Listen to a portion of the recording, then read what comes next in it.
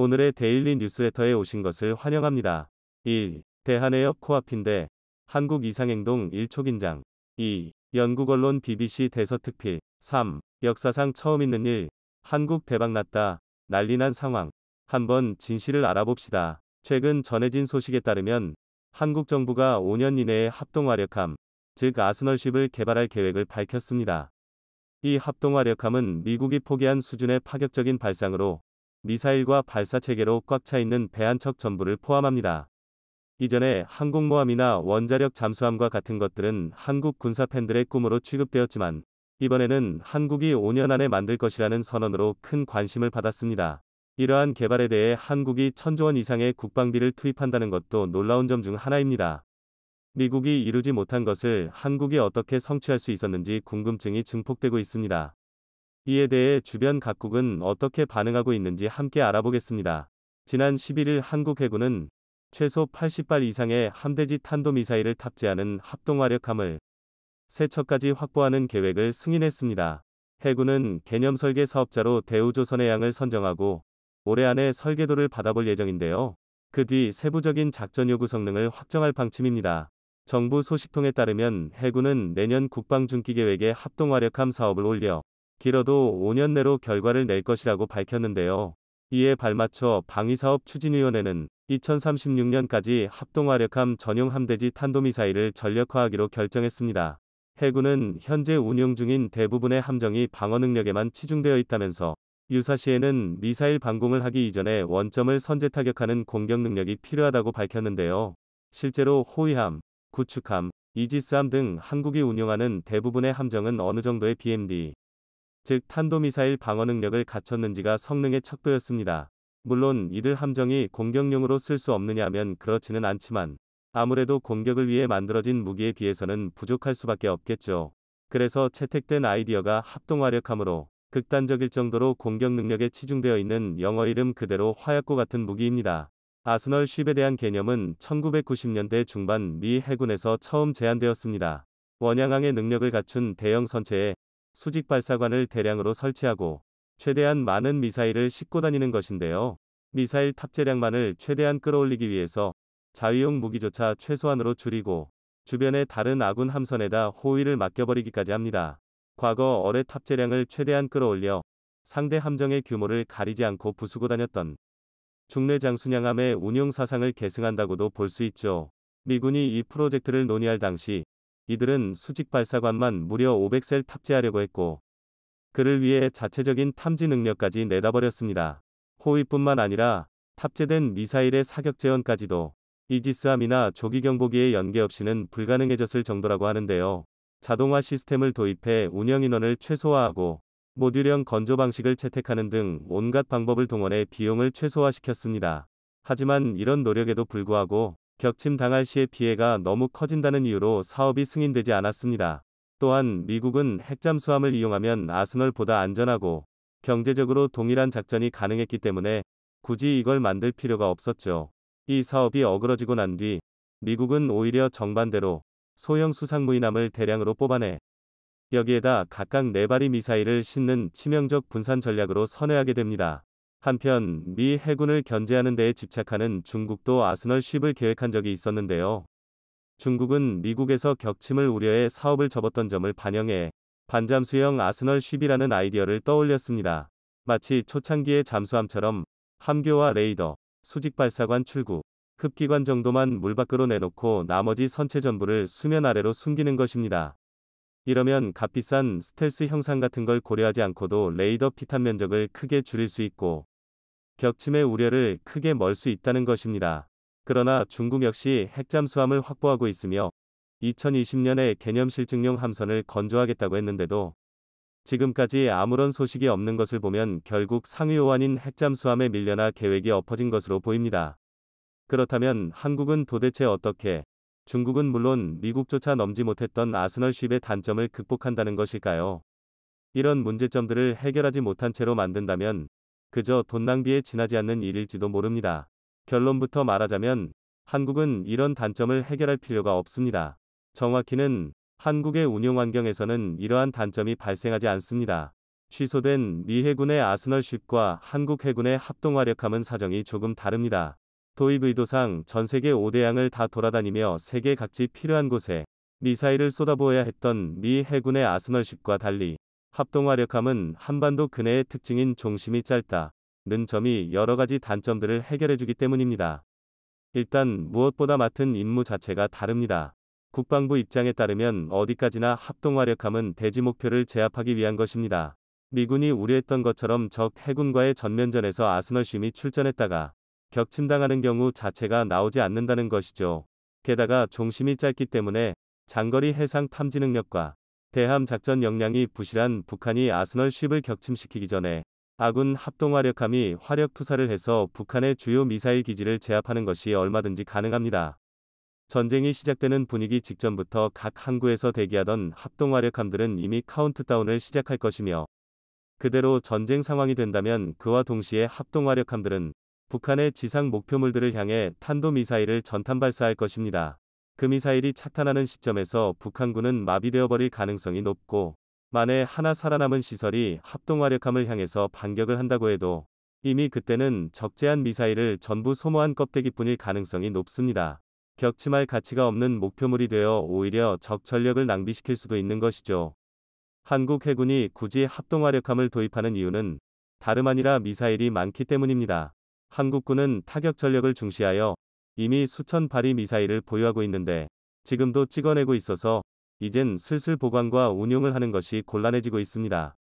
미사일 사격을 할 수 있는 지상의 대규모 고정시설은 적국의 특작부대 침투나 탄도탄 공격의 최우선 타겟이라 너무 취약하고 군용 부지를 지하 기지화하는 방안이 제시되었으나 대형 함선 건조와 비교하면 비용이 너무 많이 듭니다. 미사일은 이동식 발사대 TL 쪽이 생존성이 높지만 이동식 발사대는 일량에 20억 원 이상 하는 비싼 물건이고 차량당 한두 발밖에 못 싣습니다.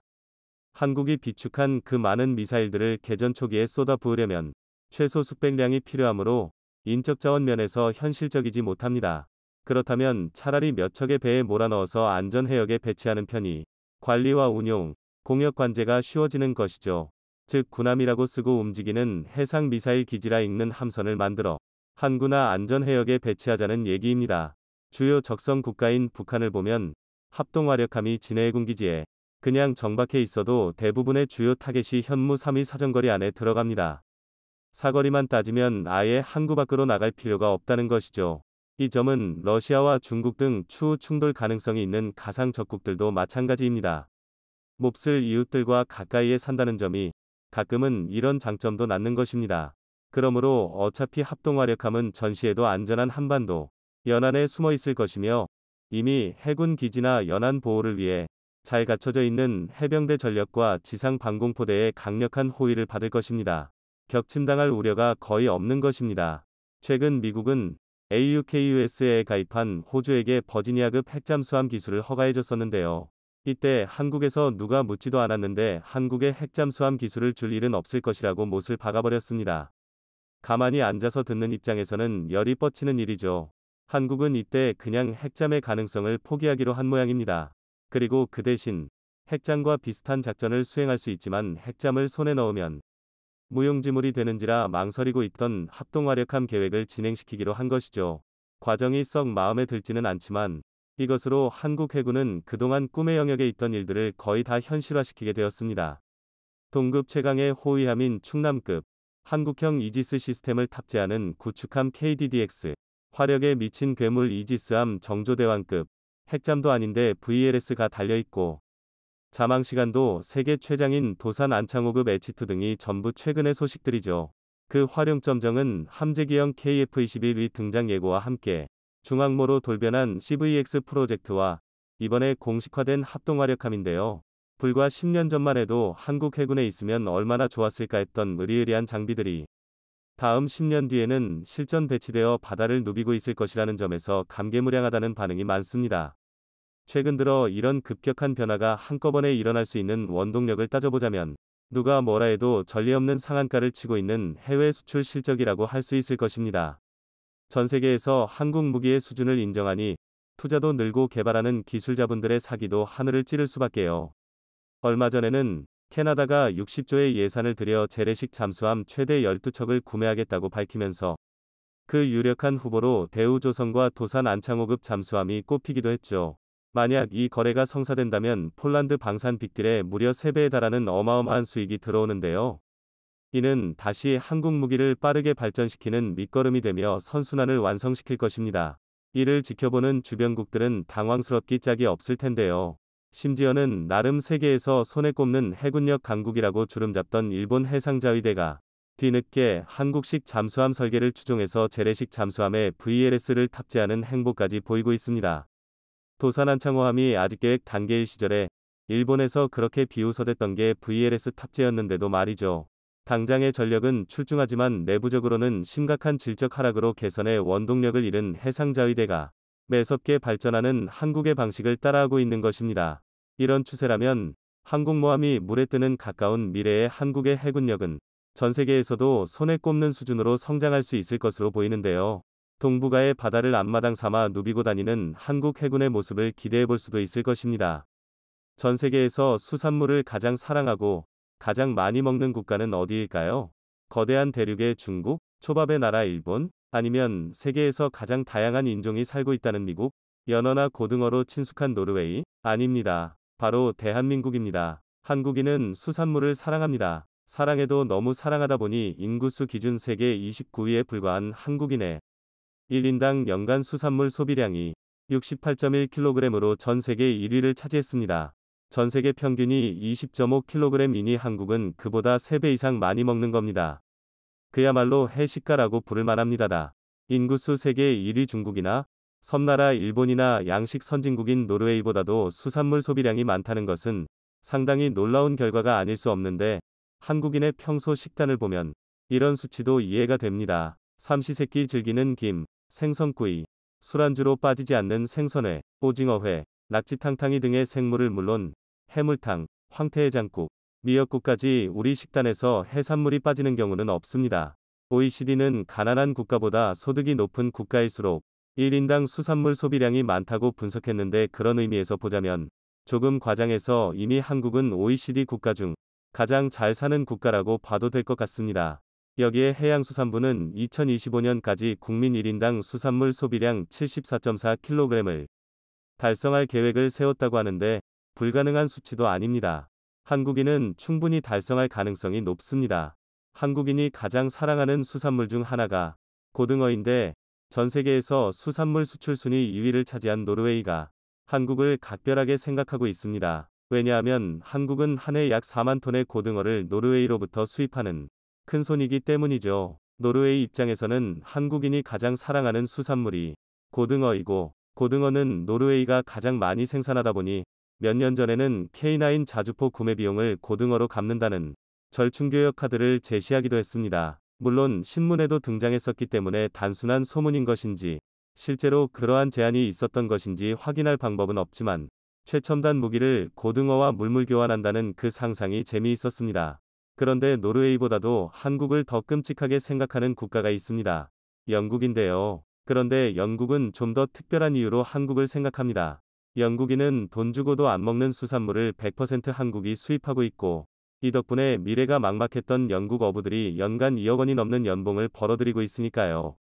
한 어부는 자신이 바다에 나가는 이유는 오직 한국 때문이라고 밝히기도 했는데 어떤 수산물일까요? 안녕하세요. 디시멘터리입니다. 지난 2019년 2월 한국 네티즌과 영국 BBC 사이에는 묘한 긴장감이 감지됐습니다. 왜냐하면 BBC가 한국과 관련된 기사를 보도했다가 서둘러 기사 제목과 내용을 수정했습니다.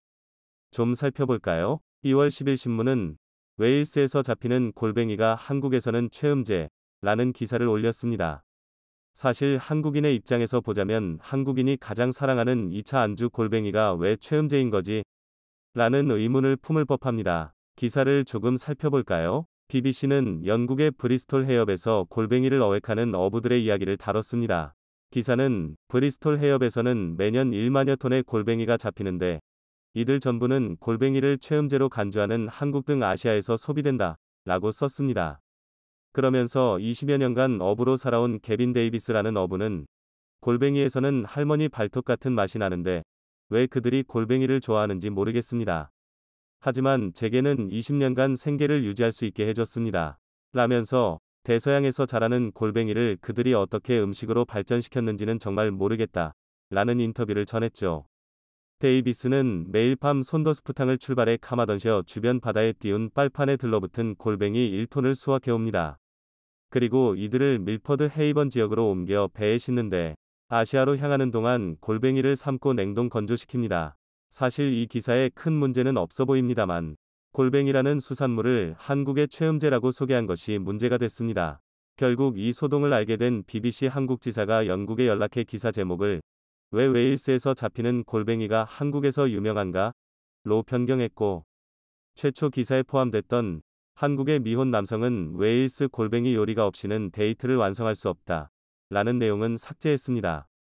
그런데 위에서 최음제라고 번역된 에프로다이지액이라는 단어는 오해를 불러일으키기에 충분한 용어이기는 하지만 영어권에서는 이 단어가 범죄 의도를 가지고 사용되는 단어가 아니라 자연에서 유래한 로맨틱한 분위기를 돋우는 식품을 가리킵니다.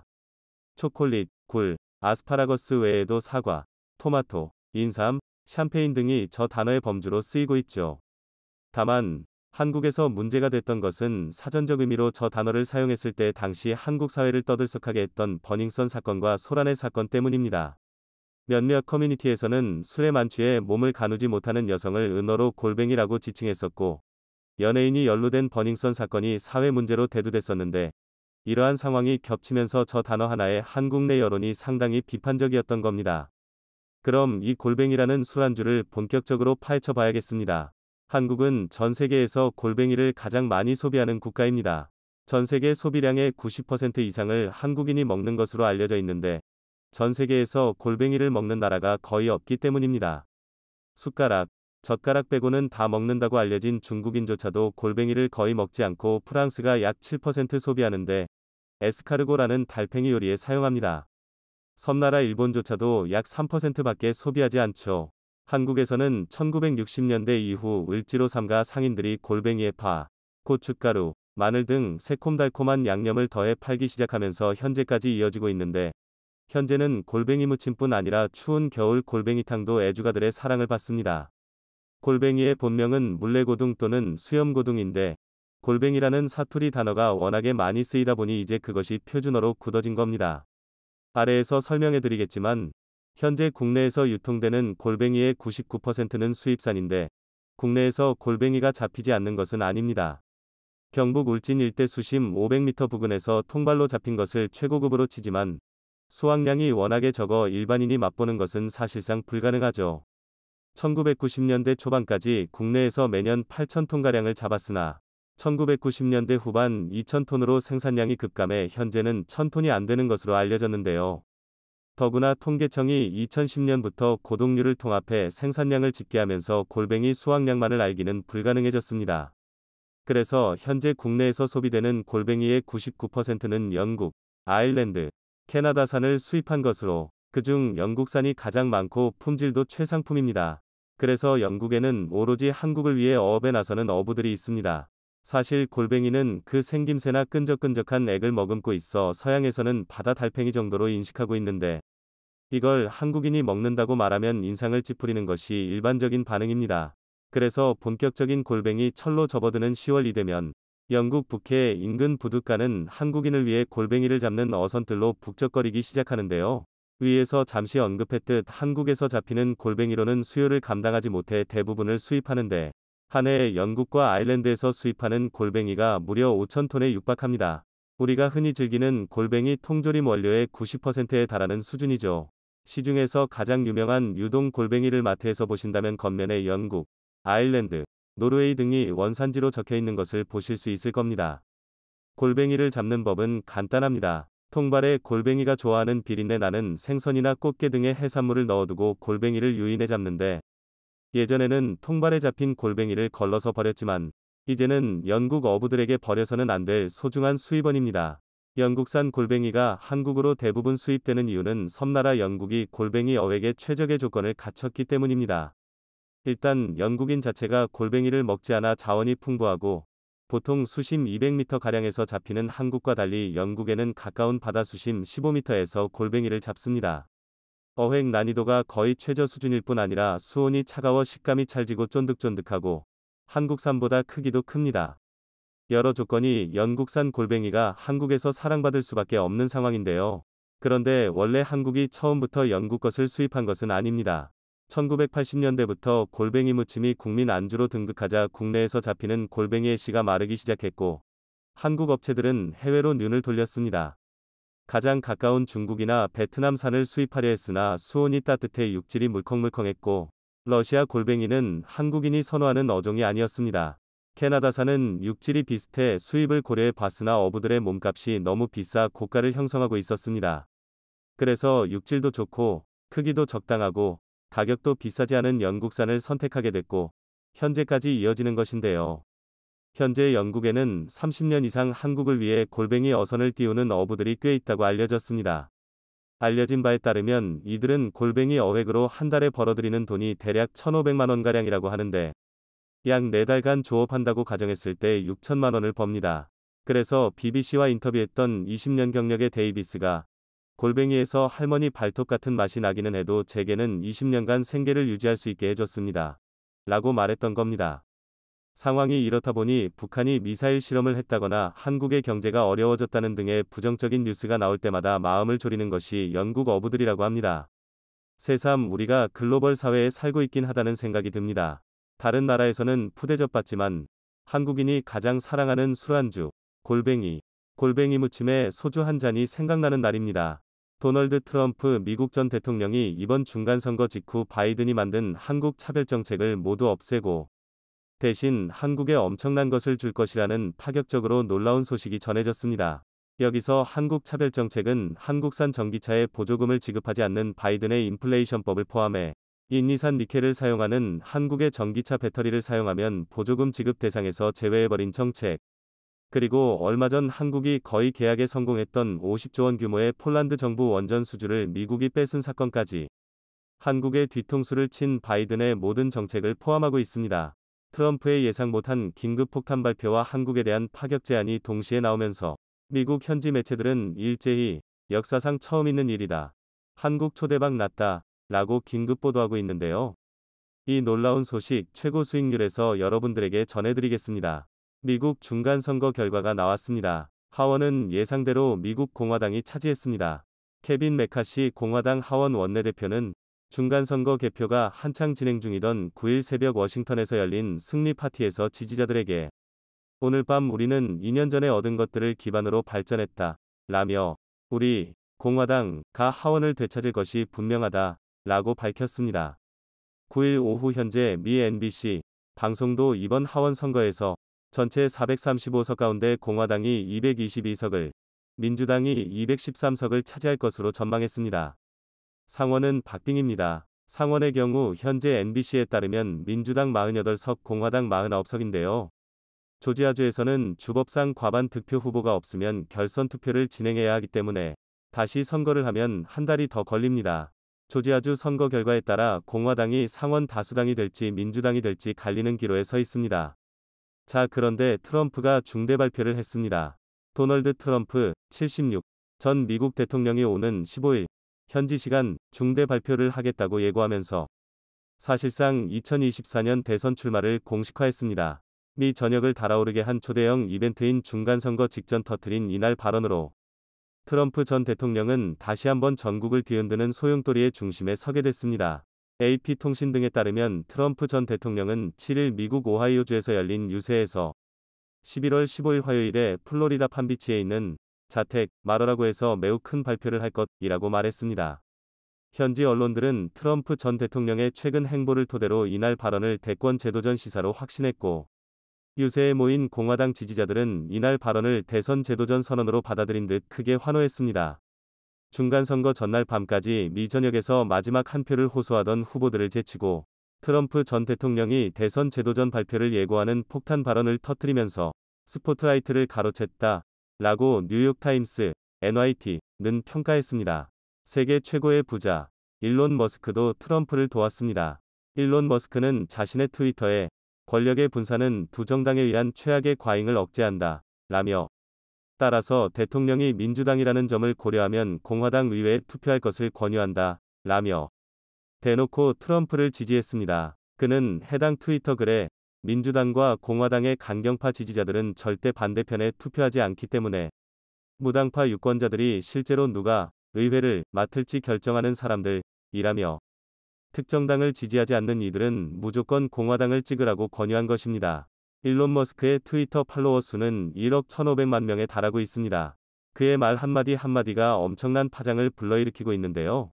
머스크의 공화당 공개 지지 발언에 트럼프는 환영했습니다. 트럼프 전 대통령은 이날 자신의 소셜미디어 트루스 소셜에서 이제 제정신인 사람이 트위터를 소유하고 우리나라를 진심으로 협오하는 극좌 정신병자와 미치광이가 더는 운영하지 않게 돼 매우 기쁘다 라고 밝혔습니다. 최근 일론 머스크가 트위터를 인수해 자신의 트위터 계정을 차단한 경영진을 쫓아낸 것을 칭찬한 것입니다. 이어서 그는 이제 트위터는 트위터에 너무 큰 피해를 준 봇, 스팸 자동 발송 소프트웨어과 가짜 계정을 전부 없애기 위해 열심히 노력해야 한다. 트위터는 작아지겠지만 더 나아질 것이다. 난 진실을 사랑한다. 라고 덧붙였고 머스크는 화답이라도 하듯 트럼프의 계정을 차단한 것은 도덕적으로 잘못됐고 완전히 바보 같았다. 라며 트럼프의 계정을 즉각 복구하겠다고 발표했습니다. 자, 그런데 미국 현지 매체들이 가장 주목한 이슈는 트위터나 트럼프의 대통령 선거 제도전 발표가 아니었습니다. 바로 트럼프의 한국 관련 발표들이 미국 신문 일면을 도배했습니다. 트럼프가 속한 공화당이 이번 중간선거 이후 본회의 주도권을 가지게 되면서 지도부는 물론 외교 안보 정책을 총괄하는 외교위와 군사위원장도 모두 교체되기 때문에 트럼프의 한국 관련 발표는 더욱더 힘이 실리고 있는데요. 실제로 최근 트럼프의 최측근 공화당 의원들의 주도 아래 미국 상원과 하원에서 모두 현대차에 불리한 바이든의 한국차별법을 무효화시키고 현대차의 미국 공장이 완성될 때까지 해당 법안을 유예하자는 개정안이 발의됐습니다. 공화당 의원들의 적극적인 선전에 상당수의 민주당 의원들까지 이번 개정안에 동참했는데요. 상하원에서 모두 IRA 개정안이 발의된 건 매우 이례적인 일이고 의미가 매우 큽니다. 하원에서 통상 법안이 먼저 논의되고 상원으로 이관된다는 점에서 이번 하원에서의 법안 발의는 더 의미가 있습니다. 이뿐만이 아닙니다. 트럼프는 한반도에서 한국과 북한, 그리고 미국의 엄청난 변화도 예고했는데요. 트럼프 전 대통령은 김 위원장을 김정은으로 부르면서 나는 김정은과 아주 잘 지냈다. 내가 그와 잘 지내는 건 좋지 않은가? 당시 우리는 결국 핵전쟁을 하게 되지는 않았다. 라면서 우리는 핵전쟁을 하게 될 수도 있었다. 믿어달라고 말했습니다. 그러면서 그는 지금 상황을 보라며 바이든의 실패한 외교정책으로 북한이 매일같이 미사일을 수백 발을 쏘고 있다며 또다시 핵전쟁 위기가 고조되고 있다고 비판했습니다. 그리고 이제 2년도 남지 않은 2024 미국 대통령 선거에서 자신이 승리하면 그리고 북한의 파격적인 개방을 이뤄내리라는 뜻을 내비쳤습니다. 실제로 김정은은 트럼프가 대통령이던 당시 자신의 확실한 신변 보장을 대가로 북한의 개방이라는 사상 초유의 과감한 결단을 내리려 했던 것으로 알려졌습니다. 핵무기 포기는 당연하고 역사상 처음으로 북한을 개방하고 남한과 강력한 경제협력 체제까지 만들어 트럼프와 공동으로 노벨 평화상을 수상하게 되면 거절하지 않을 것이라고까지 밝힌 것으로 알려졌습니다. 영국 텔레그래프는 현지 시간 27일 일본의 조미평화센터 김명철 소장이 김정은이 트럼프와 노벨 평화상 받으면 거절하지 않겠다는 뜻을 밝혔다 전했습니다. 김 소장은 북한의 비공식 대변인으로 불리는 인사라고 텔레그래프는 소개했습니다. 일부 전문가들은 오히려 노벨상을 타려는 트럼프가 한반도 이익에 훨씬 부합한다. 바이든은 남한과 북한의 긴장감을 고조시켜 무기를 팔아먹고 한반도에 사드를 추가로 배치하는 것에만 관심 있다. 한국이 중국의 보복당해 경제가 파탄나든 말든 관심이 없다 전했습니다. 이것이 끝이 아닙니다. 트럼프는 자신이 바이든을 몰아내고 백악관에 다시 입성하는 순간 현대차를 비롯한 한국 기업들에 상상도 못한 규모의 지원금과 특별 혜택을 줄 것임을 예고했는데요. 괜한 허풍이 아닙니다.